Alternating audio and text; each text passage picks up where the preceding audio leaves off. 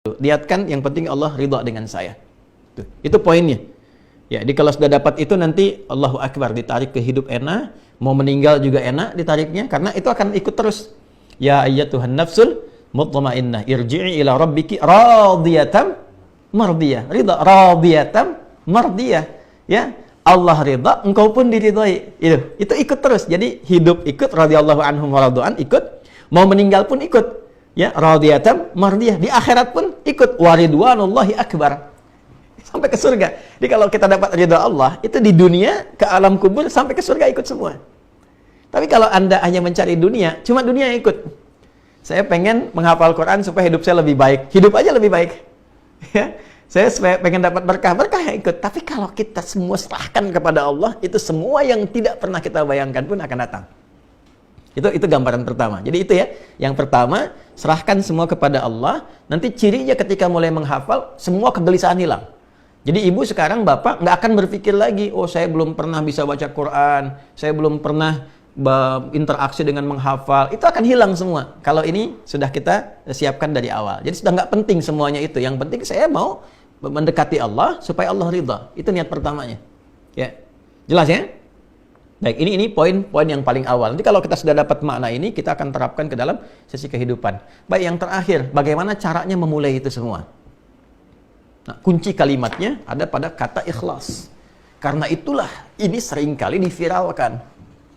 Baik nanti yang termaktub di dalam firman Allah di Al-Quran, ataupun di banyak di hadis-hadis Nabi Muhammad SAW. Kuncinya di sini, ikhlas. Ikhlas nih. Bahkan ada surah ya 112 kan, surah Al-Ikhlas ya. Jelas ya? Nah, nanti prakteknya semua nanti turunannya ada di surah Al-Ikhlas, di surah Quran surah ke-112. Baik. Ikhlas itu dari kata akhlasa. Akhlasa. Ini dari kata khalas ditambah hamzah di depannya. Ya. Jadi akhlas.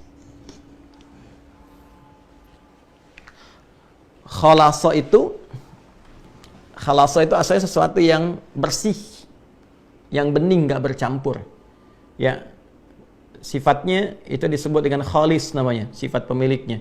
Kalau ada orang namanya khalis, ya ada cahaya yang bersih, nggak kena campuran apa-apa, nggak kena bayangan langsung, bersih cahaya yang kelihatan. Itu disebut dengan nur khalis, ya, cahaya yang bersih, yang betul-betul baik.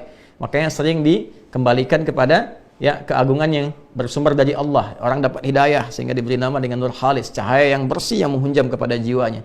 Sehingga ketika sampai ke jiwa, pikirannya bersih, bicaranya bersih, kan? Pendengarannya bersih, penglihatannya bersih, ya. Itu dari kata khalasa. Air bening yang nggak ada campuran, bening, bersih, ya. Itu disebut dengan ma'ul khalis, air yang bening, ya. Kemudian susu ketika diperah tuh, ya ada sapi ingin diambil susunya, kan di dalam itu kan bercampur tuh, ada darah, ada kotoran. Tapi kok bisa gitu kan? Air susu yang dari sapi itu bisa keluarnya nggak bercampur dengan darah dengan kotorannya. Itu disebut dengan labanan khalisa, gitu kan? Yang bersih, yang murni, khalas. Kalau kita ingin pisahkan campuran dari sesuatu yang bening ini, ada air bening bercampur misalnya, kita ingin pisahkan campurannya, pasirnya dikeluarkan, batu dikeluarkan, atau dengan proses kimia tertentu misalnya kopi dikeluarkan lagi sehingga yang muncul yang beningnya saja. Itu tambahkan kata hamzah di depan kata khalas, sehingga jadi akhlas. Akhlasa yukhlisu, proses menghilangkan campuran-campuran yang mengotori ini sehingga yang muncul beningnya saja. Nah, sifatnya disebut dengan ikhlas. Ikhlas itu sifatnya, karakternya. Ya, kumpulan dari segala usaha untuk membeningkan sesuatu sehingga yang kotornya itu keluar, itu disebut dengan ikhlas namanya. Nah, mengikhlaskan niat karena Allah. Nih, ketika ikhlas disatukan dengan niat dan lillah, itu maksudnya apa? Langsung turunkan ayatnya. Qul, Allah sendiri yang sampaikan. Qul, katakan Muhammad, viralkan, sampaikan. Kalau memang betul-betul pengen ikhlas, ya. Qul huwallahu ahad. Tujukan semuanya itu, tepikan, beningkan semua. Jadi motivasi, niat semuanya itu, arahkan semuanya aja untuk ahad. Untuk Allah saja, lillah, untuk mendapatkan ridha Allah tadi. Jadi hal-hal yang menyertai sekarang kan motivasinya banyak nih Pak, Ibu. Menghafal Quran itu banyak motivasinya. Minimal yang paling dekat pengen berangkat gitu kan. Pengen berangkat dengan hafalan kan. Wah, ada yang pengen diwisuda ini, pengen itu. Enggak, itu hilangkan semua, hilangkan. Sekarang semua yang harus ada di benak kita itu, yang ingin saya lakukan adalah saya ingin mendapatkan ridha Allah. Yang lain hilangkan. Yang lain tepikan. Ya, jadi semua motivasi yang ingin memberikan mahkota, ingin jadi penghafal Quran, ingin jadi hamil, itu buang semua. Buang. Itu nanti status itu akan datang dengan sendirinya. Ketika Allah ridha, datang dengan sendirinya. Karena kita nggak minta pun Allah nanti berikan lewat lisan orang lain. Kita nggak harus minta. Ya, jelas ya? Jadi yang harus pertama dilakukan adalah sekarang tanamkan pada diri kita semuanya tanpa kecuali.